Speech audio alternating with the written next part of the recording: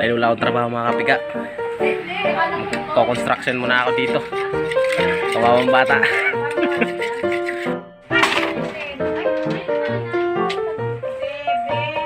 Walang mga trabaho eh, kaya ko-construction lang kami dito.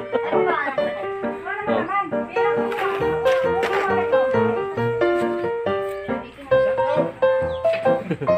Shout out sa mason tsaka helper.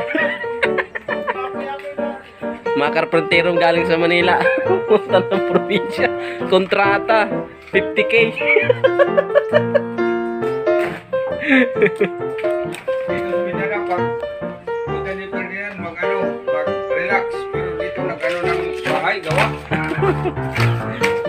Walang pahinga to. Mula Manila hanggang Mindanao. Bakbak.